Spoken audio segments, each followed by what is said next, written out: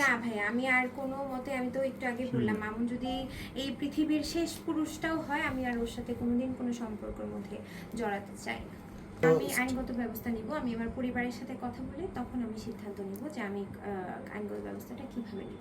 জি, এটাই আমি আসলে আমার ফ্যামিলির সাথে কথা বলে যে ডিভোর্স দিয়ে আমি আইনগত ব্যবস্থাটা স্টেপ নিব কিনা, নাকি ডিভোর্স না দিয়ে কি করবো। আসলে আমি এই ব্যাপারে একটু, আমি একটু আসলে এই ব্যাপারে আমার ফ্যামিলির কাছ থেকে জেনে তারপর আমি করবো। লয়ের ব্যাপার তো, আমি একা একা সিদ্ধান্ত নিতে চাচ্ছি না। সেটা মামুন আমাকে মেরে আমার চোখের এভাবে ব্লাড বের করে দিয়েছিল, পাওয়ার ব্যাংক দিয়ে জোরে দুই পাশে মেরে ঘুষি দিয়ে আমার এখানে রক্ত জমাট করে দিয়েছিল। আপনি তো দেখেছেন ভাই, আমি মুখও দেখাতে পারিনি ইন্টারভিউতে।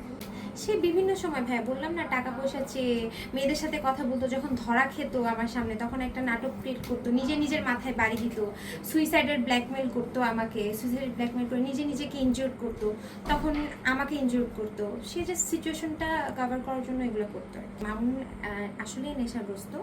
ও আমাকে ক্লেম করে মানুষের সিম্প্যাথি গেইন করার জন্য যে ও আমার ডিপ্রেশনে নাকি ও নেশাগ্রস্ত হয়েছে। কিন্তু ও, আপনারা দেখবেন সৌদিতে যাওয়ার আগে ওই সময়টা কিন্তু ওর সাথে আমার সম্পর্ক ছিল না। আমি আপনাদেরকে বলেছি তখন আমাদের কোনো প্রেমের সম্পর্ক ছিল না, আমরা ব্রেকআপ ছিল আমাদের মধ্যে। তখন থেকেই ওই নেশা করা, ওর চেহারা তখন থেকে এরকম, তখন থেকেই ও এরকম শুকনা, তখন থেকেই ও নেশাগ্রস্ত। তো ও যদি এখন বলে ওর সাথে আমার সম্পর্ক এরকম খারাপ হয়েছে দেখে ও নেশাগ্রস্ত হয়েছে, হুইচ ইজ রং। না, ওর তিনটা বাইকই আছে। একটা বাইক একজনের কাছে দিয়েছিল টাকা এনে, ওর একটা বড় ভাই টাকা আবার নিয়ে আবার বাইক নিয়ে এসেছে। আমি উমরা করতে যাওয়ার আগে ওকে কোনো টাকা দেইনি, কারণ তখন ওর সাথে আমার সম্পর্ক ছিল না। আমি এর আগে পরে, বিয়ের পরে আর বিয়ের আগে সম্পর্ক ছিল তখন টাকা দিয়েছি, বাট উমরার মধ্যে আমি ওকে কোনো টাকা দিইনি। ও তো উমরা করতে গেছে স্পন্সারে, উমরা করতে ওর একটা টাকাও খরচ হয়নি।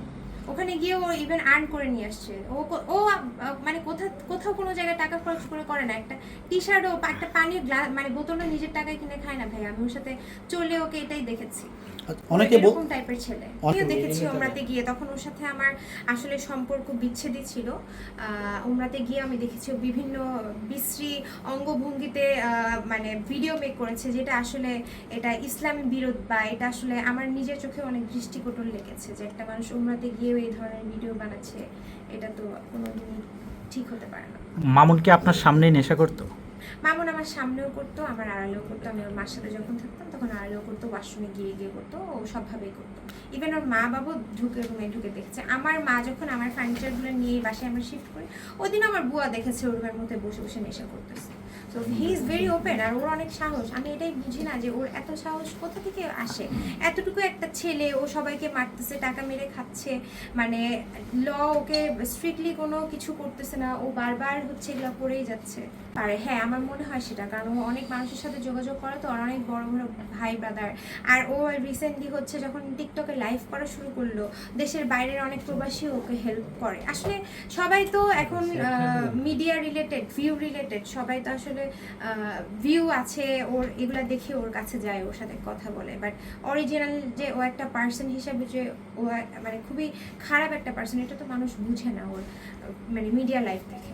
সে যদি এখন ক্ষমা চায় বা সে ক্ষমা, সে জাস্ট নাটক করে ক্ষমা যাবে, আমি তাকে কখনোই বিশ্বাস করি না। এরকম ক্ষমা সে অনেকবার চেয়ে আমাকে নিয়েছে। আমি কিন্তু 3-4 বার তার বন্ধুর বাসায় রাগ করে চলে গিয়েছি, সে বারবার ক্ষমা চেয়ে আমাকে নিয়েছে, আবার সে আমাকে মেরেছে।